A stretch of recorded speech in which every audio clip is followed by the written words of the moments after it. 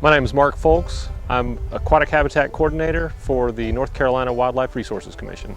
And I'm Bill Frazier, North Carolina BASS Conservation Director. So this is a partnership between the North Carolina Wildlife Resource Commission, North Carolina BASS, and the City of High Point. So we're building a fishing trail, and we're putting locations in shallow areas and in deeper areas. And so anglers can learn about the seasonal movement of bass and become more efficient anglers. One of the great things is that we've partnered with Bass. In partnering with North Carolina Wildlife Resources, one of the key features was an understanding of the actual habitat in the lake.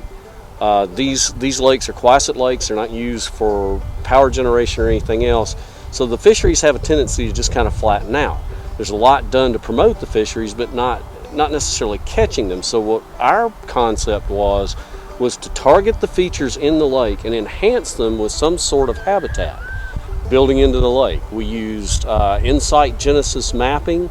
We mapped each location so that they would not be too deep in the summer, not too shallow in the winter. It's just kind of a happy medium all the way across. Lowrance Equipment gave us exceptional graphics on it. We'll have some screenshots of those where you can actually pick out the parts of the features that we put in there. Today we're actually putting the structures out, but part of this is we're also developing a brochure that'll provide some basic education, and we'll have a survey in there so that hopefully anglers will go out, catch something, write down what they caught, what their experience was, and turn it back in to the marina. And that way we get feedback, and it helps us answer the question of, do we want to expand this into other areas of the state? So there's 11 stations that we put out, and then they also have a color bar on the top, and some of them are green and some of them are blue. And I think the ones in the spring, fall are green, and the ones in the summer, winter are blue. One of the major things that we really wanted to focus on with this project is that there is such a decline in fishing, people using an X box versus a tackle box per se.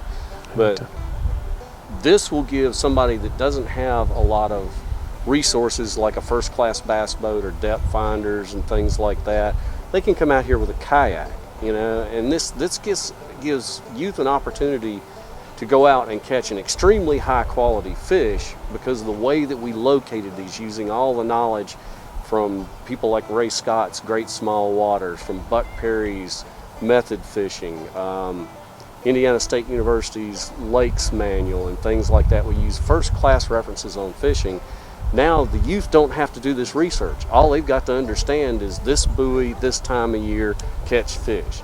And hopefully as they begin to understand the features that they're fishing, then they'll be able to go out where there's not a buoy and say, hey, this is the same thing. And then they go to another lake. It's like, well, wow, I can catch a fish here too. So it's a building opportunity for youth to keep them interested. Yeah. Mark, North Carolina BASS and the national group all want to thank you guys for partnershiping with this. It's been a tremendous experience. I think we've both learned a lot. We appreciate this more than you know. Oh, this has been wonderful for us. It's been great to have you and have the kids out helping build this and put it together and picking their brains. This has been wonderful.